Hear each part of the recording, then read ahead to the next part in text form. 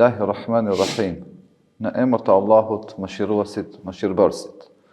Të nderuar teleshikues të televizionit Koha, mirë se vini në emisionin Mesazhe Ramazani 2025. Jemi në xhaminë e fshatit Prelubisht me imamin e kësaj xhamie, Hoxh Mevlan Avazi, me të cilin do të bashkëbisedojmë rreth metodologjisë profetike në shërimin e problemeve shoqërore. Nderuar Hoxh, mirë se vini në emision. Mirë se ju gjeta, faleminderit për ftesën. Cila është rëndësia e kësaj teme dhe pse është e rëndësishme të flitet për këtë? Bismillahirrahmanirrahim, me emrin e Allahut, mëshiruesit, mëshirëplotit, Allahun xhalla xhelaluhu e falenderojmë, vetëm prej tij falë dhe ndihmë kërkojmë. E përshëndesim dhe i dërgojmë shumë salavate pejgamberit ton të dashur Muhamedit alayhi salatu wassalam dhe të gjithë atyre të cilët e kanë ndjek dhe po vazhdojnë ta ndjekin në rrugën e tij me sinqeritet të plot deri në ditën e fundit të kësaj bote. Fillimisht më lejoni që t'ju përshëndes dhe t'ju falenderoj që e keni parë të arsyeshme të jem pjesë e këtyre emisioneve të bukura që realizohen në kuadër të muajit të shenjtë të Ramazanit, dhe njëherë ta lut Allahun e Madhërisëm që t'ju shpërblej me të mirat e tij të pafundshme për angazhimin të këtij aktiviteti dhe për gjitha aktivitetet tjera për ta bërë këtë muaj sa më të begat dhe sa më të mirë për gjithë besimtarët e këtij vendi. Amin. Faleminderit shumë.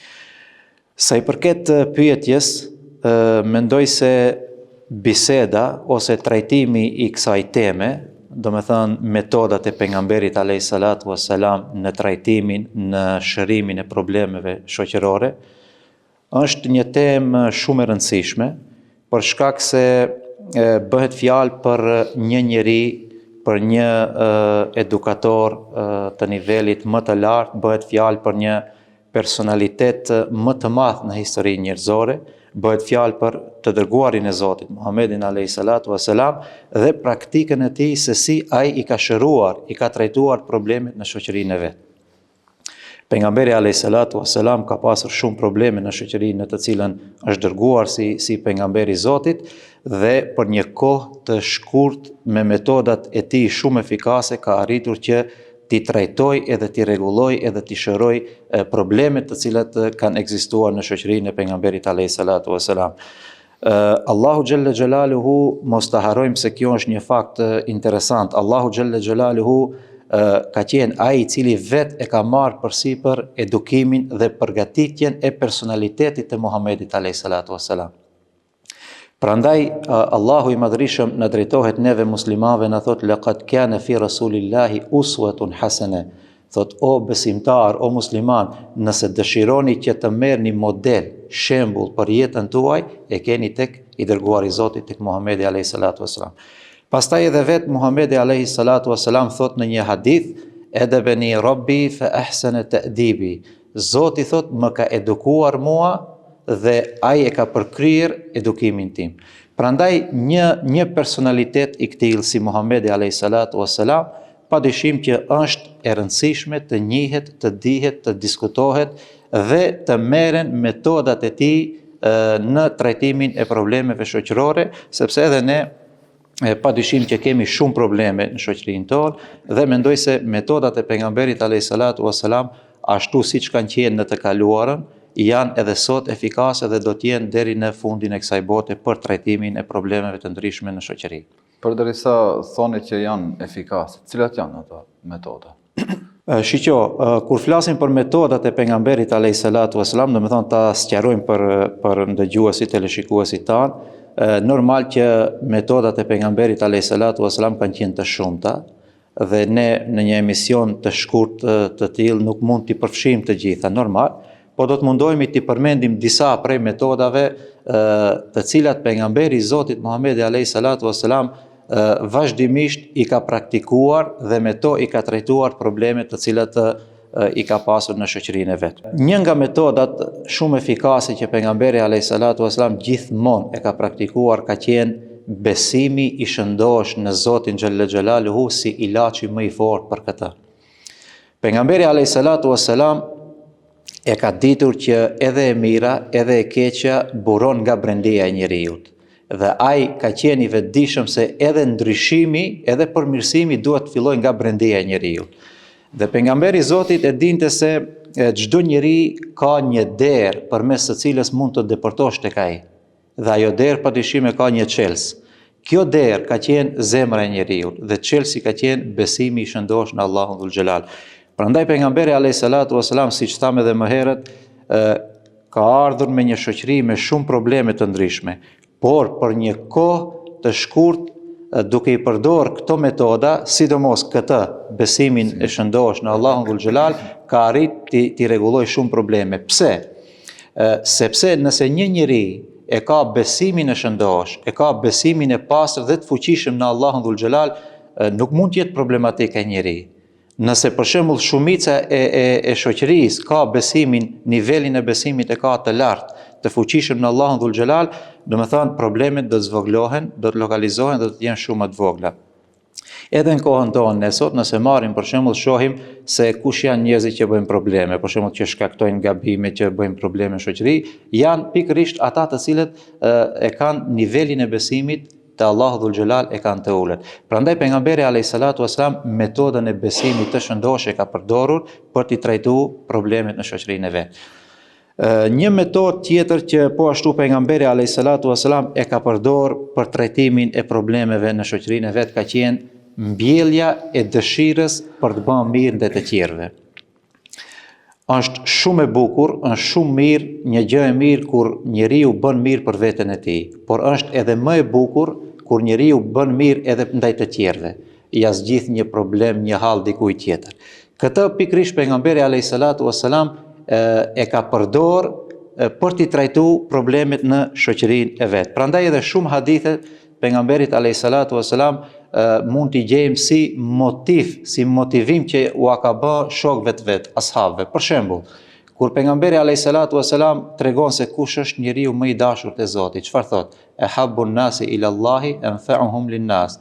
Njeriu më i dashur te Zoti është ai i cili është më i dobishëm për të tjerët. Pastaj është një thënie tjetër e pejgamberit alayhis salam ku ai thot më e dashur thot për mua është që t'ja zgjidh një hall, një problem dikujt tjetër që ka nevojë, se sa të qëndroj thot në itikaf. Domethënë ne e dimë që itikafi është një vepër madhështore, është shumë e shpërblishme, po pejgamberi alayhis salam thot më e dashur për mua është t'ja zgjidh një problem dikujt që ka nevojë, se sa thot të qëndroj në itikaf. Pra këto janë dy hadithet pejgamberit alayhis salam nga shumë hadithe që pejgamberi sa i ka përdorur për t'i stimuluar besimtarët që të bëjnë mirë ndaj të tjerëve. Para mendoni për shembull, nëse çdo kush do të mundohet t'i bëjë mirë dikujt tjetër. Kush do të bëjë keq atëherë? Prandaj kjo ka qenë një metodë shumë efikase e pejgamberit alayhis salatu wasalam për t'i trajtuar gabimet, problemet të cilat i ka hasë në shoqërinë e vet. Një metodë tjetër që pejgamberi alayhis salatu wasalam gjithashtu e ka përdorur vazhdimisht në jetën e tij gjatë trajtimit të problemeve ka qenë dhënia e mësimit para qortimit. Do të thonë, fatkeqësisht po them, diçka që ne sot në shumicën e rasteve e bëjmë të kundërtën. Për shembull, ne kur ballafaqohemi me një njeri problematik, me një problem, ne me njëherë më tepër shkojmë ta qortojmë njëherë, t'i themi lloj-lloj fjalësh, edhe ndoshta na kujtohet më në fund që ta mësojmë ose edhe s'na kujtohet fare. Pejgamberi alayhis salatu wasalam gjithmonë u ka dhënë përpara mësimit, para qortimit. Për shembull, në kohën e Muhamedit alayhis salatu wasalam, kush ka qenë, nëse guxojmë themi, krimi më i madh? Ka qenë varrosja e vajzave të gjalla në dhe. Kur ka ardhur pejgamberi alayhis salatu wasalam, çfarë tha? Nuk është lodh pejgamberi alayhis salam shumë që ata t'i qortoj pse e bëni këtë, është një krim e kështu me radhë. Po çfarë ka bërë pejgamberi sa? Ka thënë, o ju njerëz, kush i ka 3 vajza, i rrit, i edukon, i udhëzon, do ta fitojë xhennetin.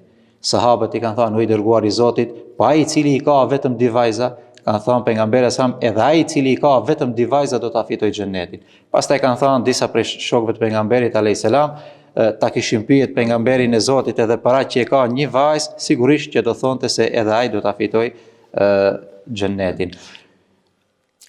Kjo është një praktike pejgamberit alayhis salatu wasalam që tregon se në natyrën e vet, si personalitet pejgamberi alayhis salatu wasalam gjithmonë ka qenë një njeri i cili e ka dhënë mësimin paraqërtimit dhe kjo ka qenë një metodë shumë efikase që i ka ndihmuar pejgamberit alayhis salatu wasallam në këtë çështje.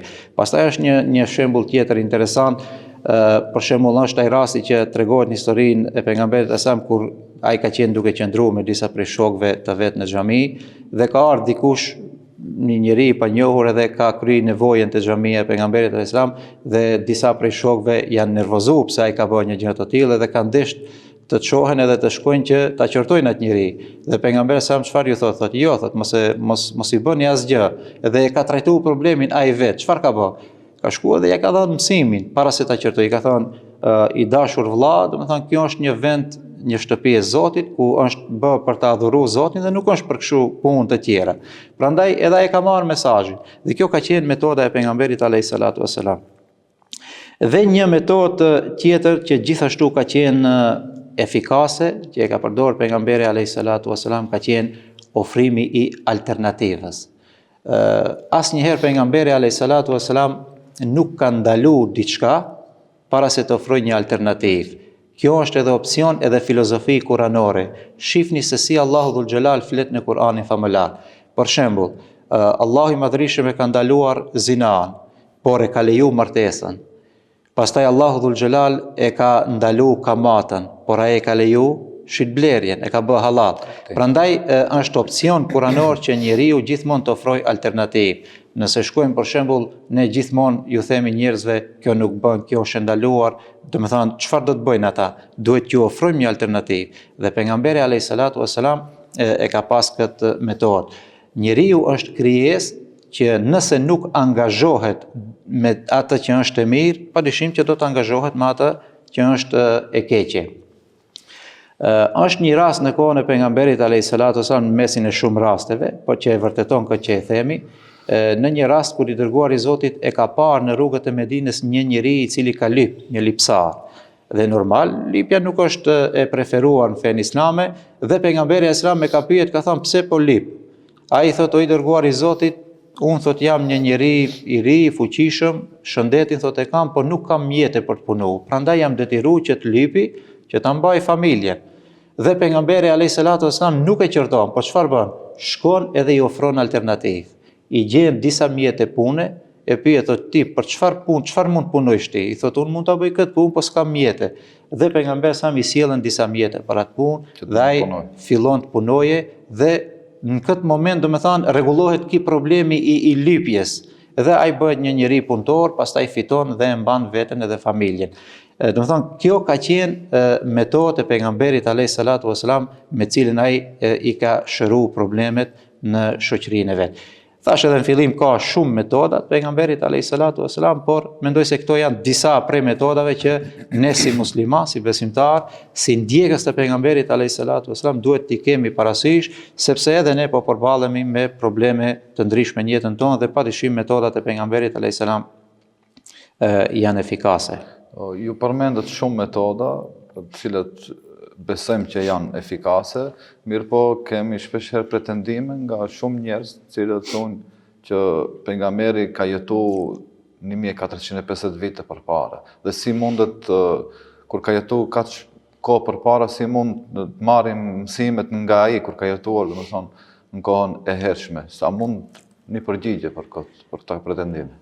Po, është e vërtet. Edhe ne shpesh herë ballafaqohemi domethënë me këto muhabete, me këto biseda, me këto pretendime të njerëzve, të cilët unë kisha thënë janë njerëz të cilët pak kanë njohuri, edhe pak e njohin Islamin, edhe praktikën e pejgamberit alayhis salatu wasallam, edhe realitetin tonë. Është e vërtet, padyshim që shoqëria njerëzore, domethënë ka ndryshuar shumë nga koha e pejgamberit alayhis salam, kur ai ka jetuar në këtë botë dhe nga koha që jemi ne sot. Mirë po, në esencë, njeriu është po ai njeri. Është e njëjta krijesë, ka të njëjtin shpirt, i ka të njëjtat dëshira, e ka të njëjtin nefs. Dhe prandaj lirisht mund të themi se problemet janë po të njëjtat probleme të cilat kanë qenë atëherë dhe sot. Me ndryshime të caktuara, për shembull, diçka që s'ka qenë atëherë është sot, edhe diçka që ka qenë atëherë nuk është sot. Mirë po në përgjithësi problemet janë të njëjta. Për shembull, A ka pasur vrasje në kohën e pejgamberit alayhis salam? Padyshim që po. A ka sot? Ka, sa të duash. A ka pasur vjedhje në kohën e pejgamberit alayhis salam? Ka pas. Po edhe sot kemi. A ka pas për shembull tradhti në kohën e pejgamberit alayhis salam? Ka pas tradhti, edhe sot kemi. A ka pas lufta, a ka pas zënka, fesate kështu me radhë. Gjitha kanë qenë, edhe sot i kemi. Pra, nëse gabimet të cilat kanë qenë atëherë janë të njëjtat gabime sot, atëherë pse mos i marrim metodat e pejgamberit alayhis salam? Pse mos ta ndjekim praktikën e tij? Nëse tham më herët se metodat e tij kanë qenë efikase në shërimin e problemeve, atëherë nëse i kemi të njëjtat probleme, padyshim që është e rrugës ti marrim të njëjtat probleme, ta ndjekim shembullin e pejgamberit alayhis salatu wassalam, që ti shërojmë edhe ti trajtojmë problemet të cilat i kemi në shoqërinë tonë. Dhe normal në aspektin fetar mos harrojmë që ne kemi edhe obligim dhe ne jemi të bindur në atë që thot Zoti dhe që thot vetë i dërguari i Zotit se praktika e pejgamberit alayhis salatu wassalam është ajo që do të ngjelet deri në ditën e Kiametit, pa marrë parasysh çfarë thonë shumë njerëz. Jo rastësisht edhe Allahu Dhul Xhelal e ka përfunduar shpalljen e tij edhe është pejgamberi i fundit. Nuk ka më pejgamber mas Muhamedit alayhis salatu wassalam. Prandaj ajo çfarë ka thënë dhe çfarë ka bërë pejgamberi alayhis salatu wassalam, pra sunneti i pejgamberit alayhis salam do të mbetet efikas deri në ditën e fundit të kësaj bote. Prandaj mendoj se edhe pse ka kështu lloje të pretendimeve, janë të pabaza dhe ne shohim në praktik se ndjekja e shembullit të pejgamberit alayhis salatu wassalam është efikase edhe në kohën tonë. Pastaj nëse kemi edhe shumë thënie edhe shumë biseda rreth kësaj edhe për njerëzve jo musliman. Për shembull, është një njeri i ditur Bernard Shaw që ka thënë se tash bota si është në shumë probleme. Nëse i dërguari i Zotit do të ishte në këtë botë dhe do t'i jepej udhëheqësia e botës, do t'i kishte rregulluar problemet e kësaj bote, do me thënë, ai ka aluduar në atë shpejtësi, do me thënë, ka thënë do t'i kishte rregulluar problemet e botës sa duke pi një kafe. Pra, nuk është se e themi veç ne muslimanë, se ne e duam edhe e besojmë pejgamberin sa, po kemi edhe argumente dhe fjalë edhe prej atyre të cilët nuk e kanë besuar pejgamberin sa, që kanë besuar se me të vërtet praktika, metodat e pejgamberit alayhis salatu wassalam, një personalitet i fuqishëm siç ka qenë ai, është efikas në trajtimin e problemeve edhe në kohën tonë. Dhe për fund të qëndëruar një mesazh për teleshikuesit. Një mesazh, unë me që ishte kjo temë në lidhje me metodat e pejgamberit alayhis salatu wassalam dhe pak a shumë është rreth asaj që ta ndjekim, domethënë sjelljen e pejgamberit alayhis salam, unë kisha thënë ta njohim mirë, muslimanët e kanë obligim që ta njohin mirë historinë dhe jetë shkrimin e pejgamberit alayhis salatu wassalam dhe ta vendojnë në praktik, ta bëjmë pjesë të praktikës domethënë së jetës tonë në këtë botë.